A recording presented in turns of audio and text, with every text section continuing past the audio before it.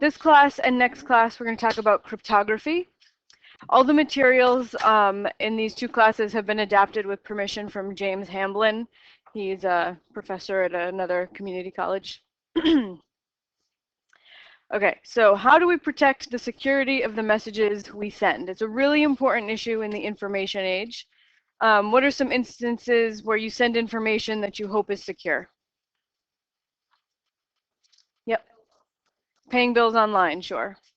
Send your shopping online, your bank account or your credit card information being sent out into the internets. Yeah. Yes, putting your social security number down anywhere on paper or electronically. Yeah.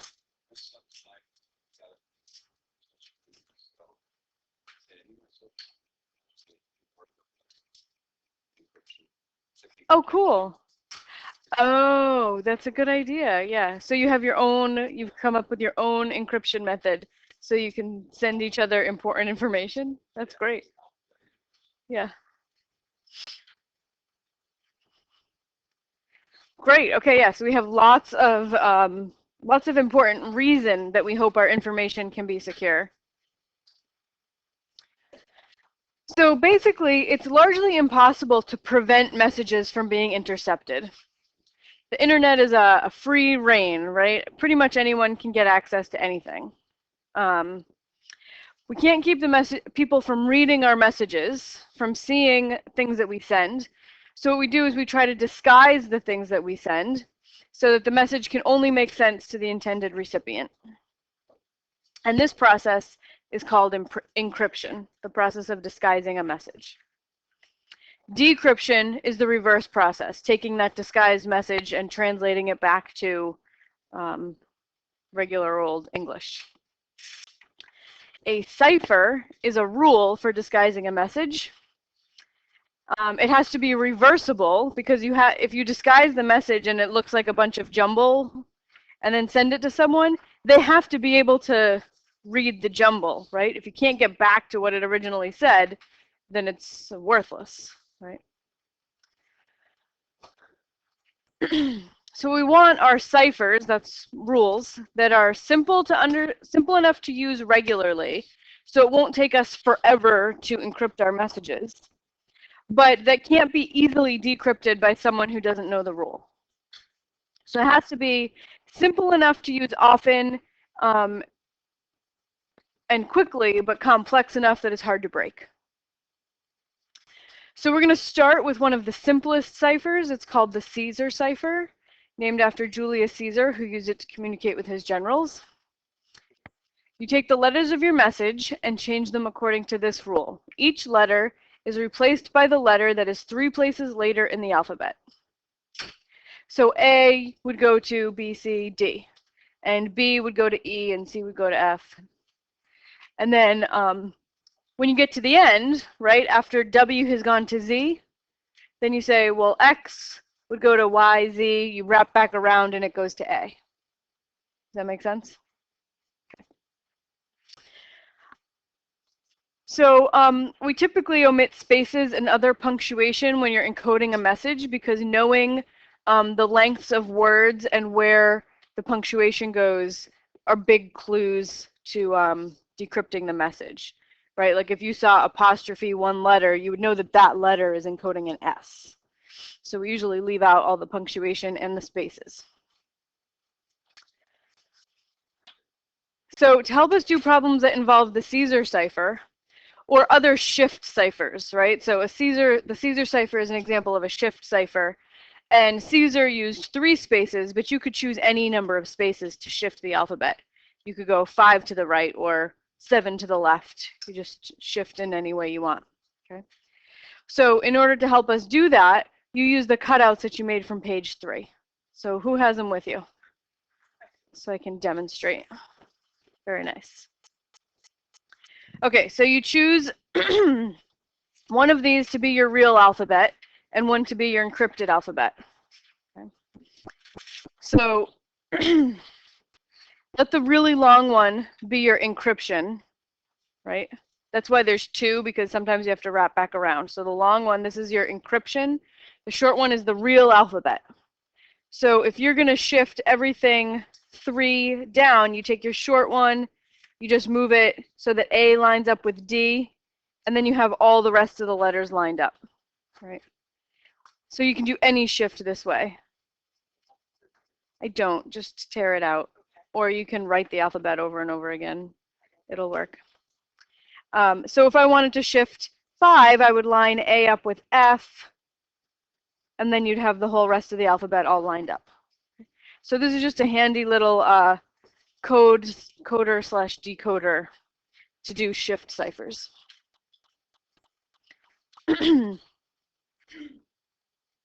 All right, so when you're ready with your cutouts, so hopefully you have them, and if you don't, you could just tear them out or write the alphabet.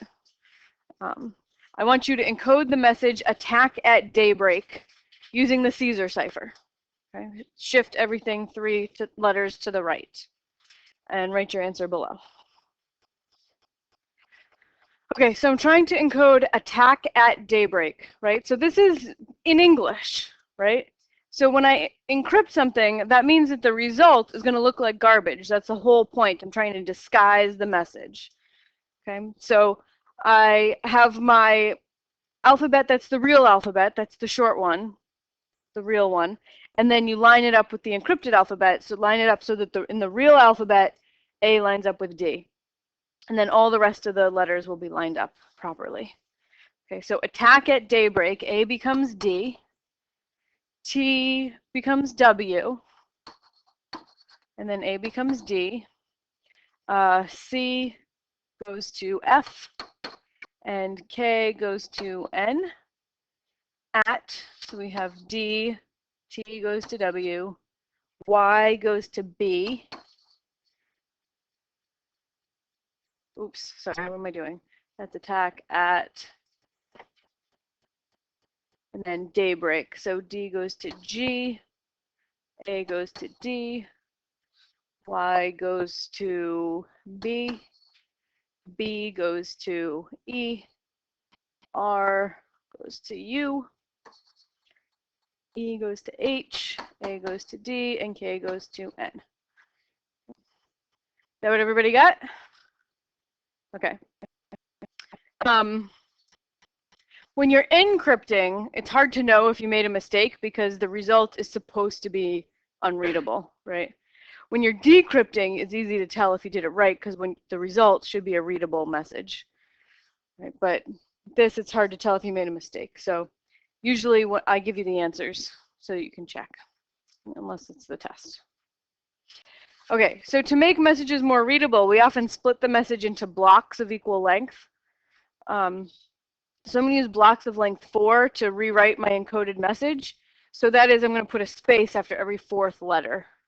Because again, we don't want someone who intercepts this message to be able to know the lengths of the words. Because like 1-letter words and 2-letter words are easy to guess. So instead, we make all the words, right, in quotes, 4 letters. So this is going to become D, W, W, D, F, N, D, W, G, D, B, E, U, H, D, N. And that would be the message that we send, our encrypted message.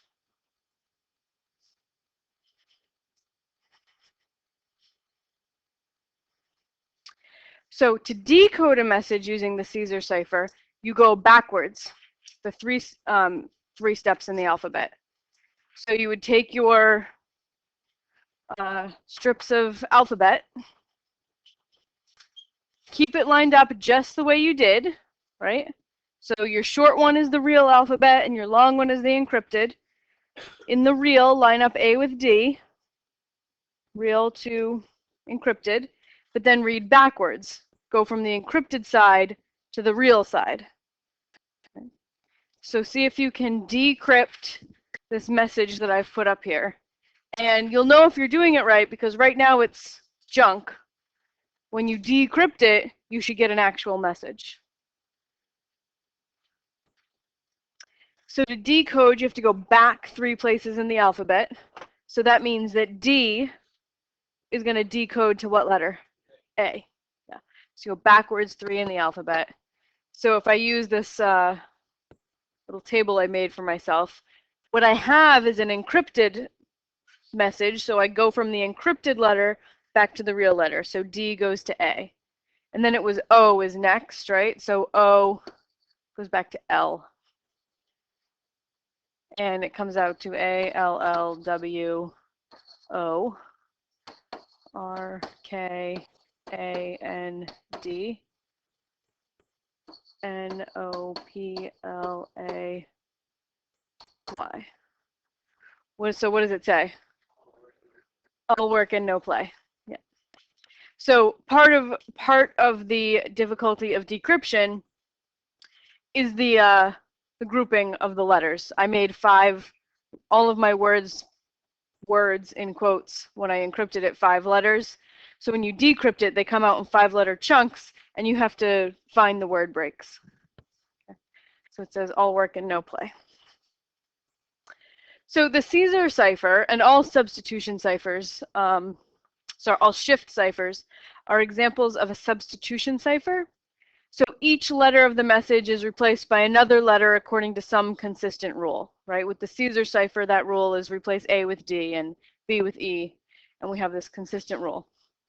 So the cryptoquote puzzle in the newspaper is another example of a substitution cipher. If anyone has ever done those, they're kind of fun. And substitution ciphers have a big weakness. And if you have solved the cryptogram puzzle in the newspaper, you know what that weakness is, right? That's how you solve it, is to exploit this weakness. And that is that the rule for substituting letters is always the same throughout the entire message, which makes encoding relatively easy, but you can decipher them if the messages are long enough. And one method that is used is called frequency analysis. And according to this histogram, what are the 3 most common letters in the English language? E and T and A, right? So we know E, T, and A are the 3 most common letters.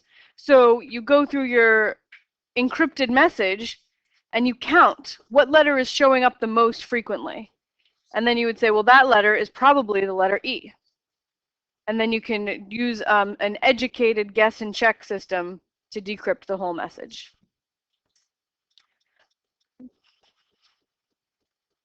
So you use trial and error. It does take time, but with enough effort, you can break a substitution cipher using frequency analysis. So the main problem with a substitution cipher is that the order of the letters doesn't change. So more advanced ciphers involve rearranging letters to try to avoid this problem. And one of those is called the Bifid cipher. So the Bifid cipher uses a device called a Libya Square. It's just a 5x5 grid. How many letters in the alphabet are there? 26. 26. So there are only 25 squares in this block. So we're going to not use the letter J, right? Because there's no we only have 25 grid spaces. So if we ever have a J in our message, because it's not common, it shouldn't affect us very often. And if we do have a J, replace it with an I. And then the decoder, whoever is getting the message, will just have to interpret from context. Like, oh, that must not be really an I, it's a J. Okay, so the way the Libya Square works is you put the alphabet in it. You could either just fill the alphabet in order. So we'll do that now using the grid on the left. You go across the rows, and we're going to skip the letter J. So we have A, B, C, D, E, G, H, I. Skip the letter J because we only have 25 spaces, so we go right to K.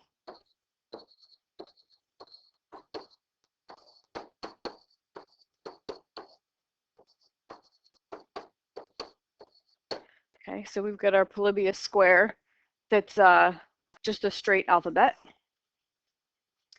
Okay.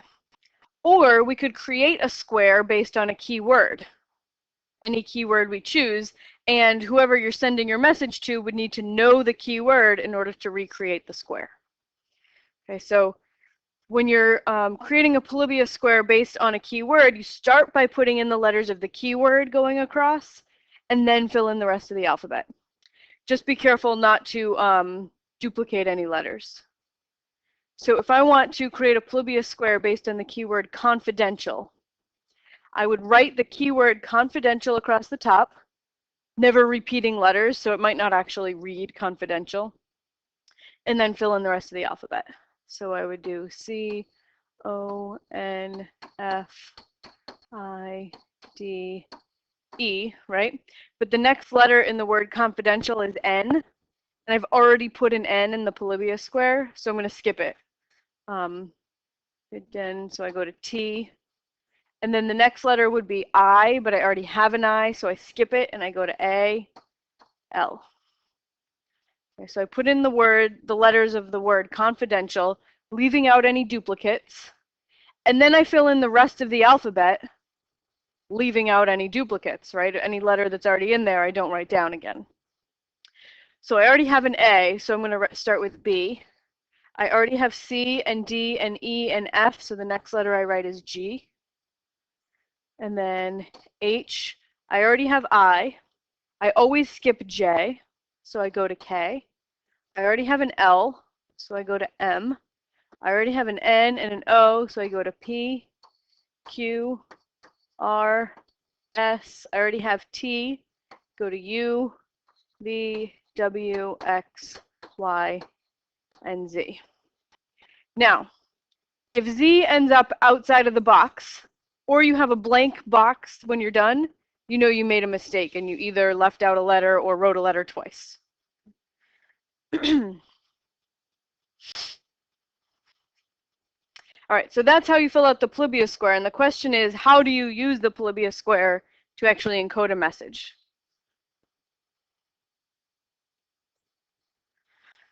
Okay, the process to encode using a Bifid cipher.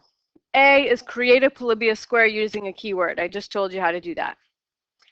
Step B is to look up each letter of the message in your square. Giving row and then column, right? So every letter in the message can be found in the square by giving its row and its column. So you always give row, column. Group the numbers in pairs, reading from left to right. Look up these new pairs in the Libya Square. Always by going row, column. All right, so let's do a quick example where we're going to encode the word retreat.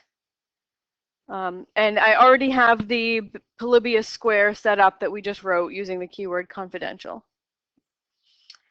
All right, so as you're going to see, the Bifid cipher requires messages to have an even number of letters. Since retreat only has 7 letters, we're just going to add a dummy character to the end, just a uncommonly used letter. You might use X. We wouldn't use J because you don't have J in the Libya Square. Might use Z. All right, so for each letter in the message, we look it up in the square. Okay, so here's R. What row and column is R in? 4, 3. So we put 4, 3 there. Okay, and then E is in row 2, column 2. T is in row 2, column 3.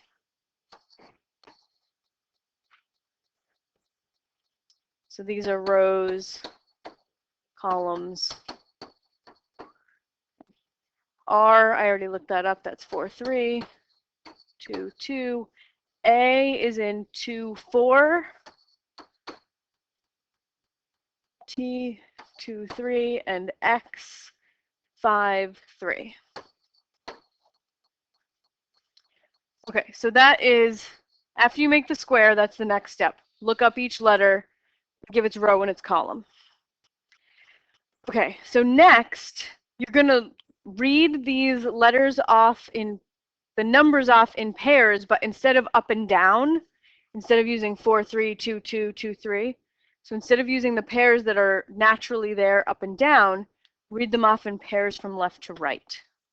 So my first pair would be 4, 2, then 2, 4, 2, 2, 2, 5. See why we need an even number of letters? Yep.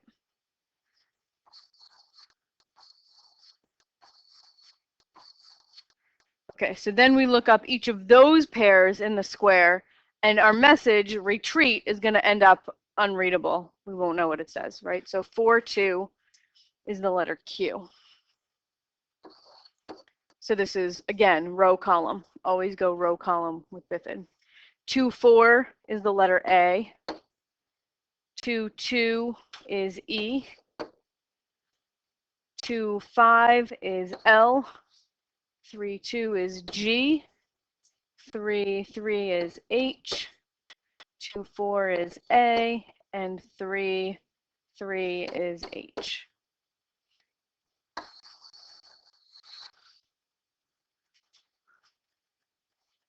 That make sense how it works?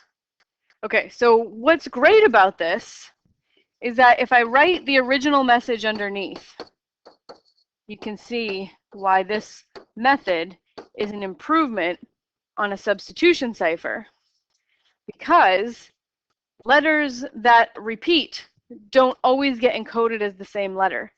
So look at the letter E. The first time we have the letter E, it gets encoded as an A, and the second time we see the letter E, it gets encoded as a G. So this makes the message much harder to decrypt. And R, it gets encoded as Q, and then later on as L. So it's not a strict substitution cipher. Yes.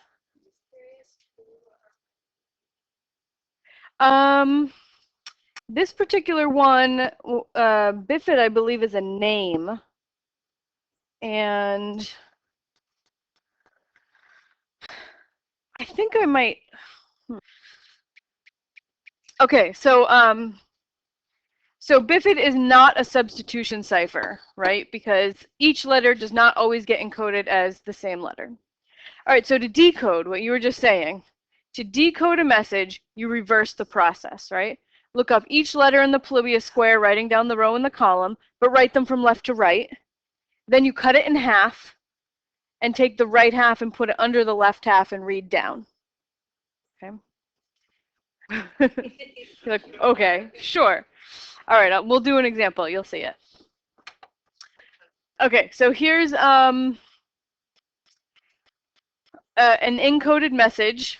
I mean, it looks like a bunch of garbage, right? It was encoded using a Libya Square based on the keyword Schwarzenegger. So first, just take a couple minutes and fill out your Libya Square, and then we'll decode together. Okay, so let's do the square. Look at the square together.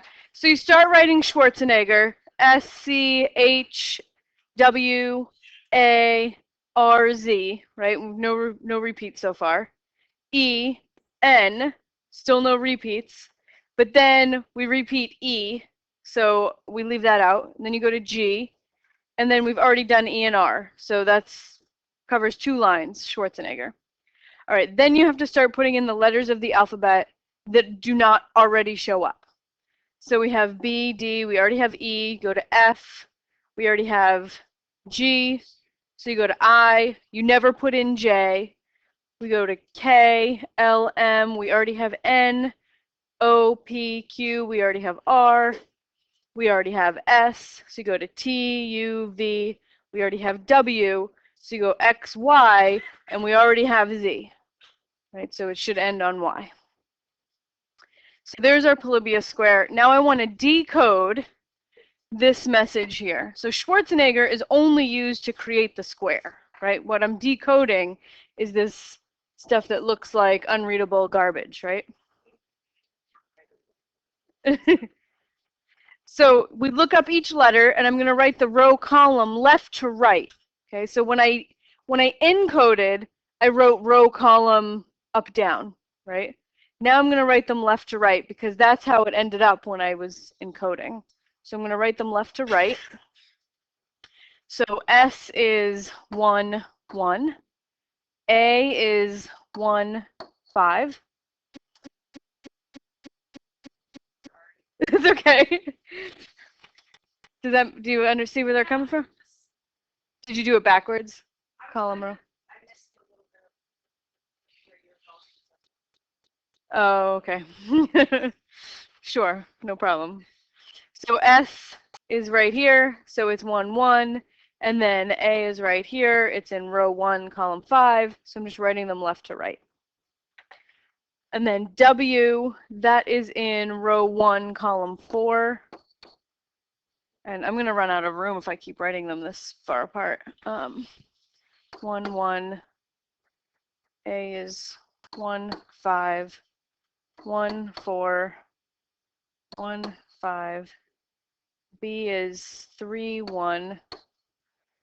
T, 5, 1.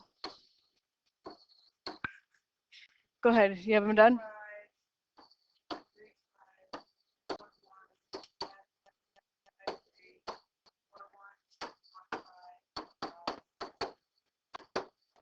Did I do it? One more, 1, 5? Okay. Whew, okay. So I did run out of room. So I should rewrite it. And I want it all in one line. Yeah, I'm going to do that after. To start, I want it all on one line. So I'm going to rewrite it down here where I have room. 1, 1, 1, 5.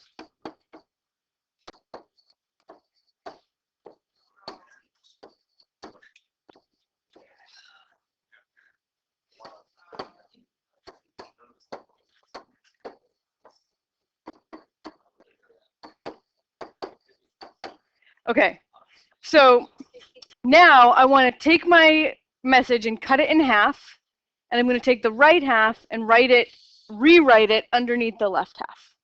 So I have to find the middle point. So I could count. I would go, okay, each set of 2 represents a letter. So how many letters is this? 1, 2, 3, 4, 5, 6, 7, 8, 9, 10, 11, 12, 13, 14, 15, 16. So after 8 letters, 1, 2, 3, 4, 5, 6, 7, 8, middle point. So now I'm going to take the 8 letters that are written over here, rewrite them underneath the ones on the left.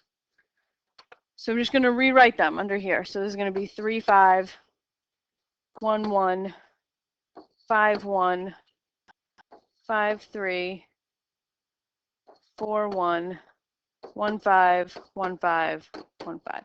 Yeah, you could have just done this at the beginning. Whatever you want. Yep. So now read them vertically. Look up each set of vertical numbers like this.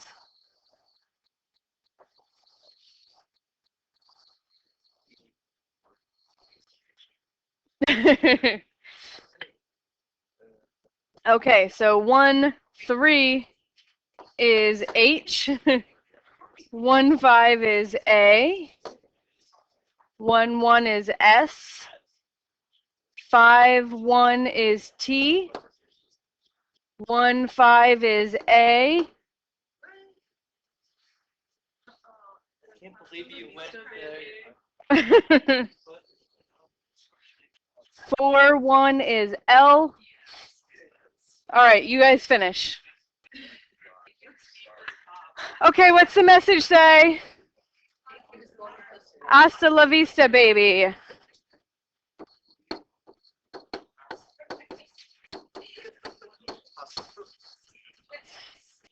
Yeah. Good, very good. Okay, so now I have some more for you to practice.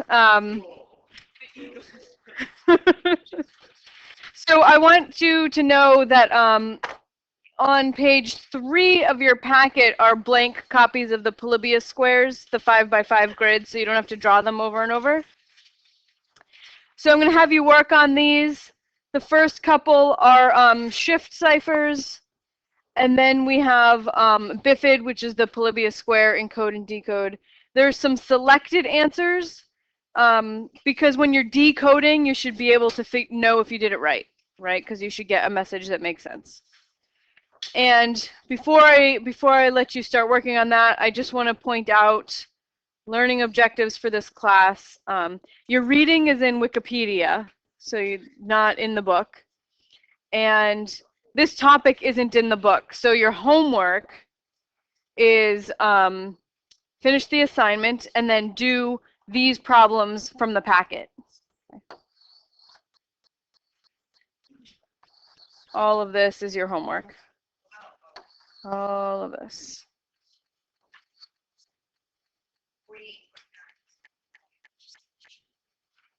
Page 49. Yep.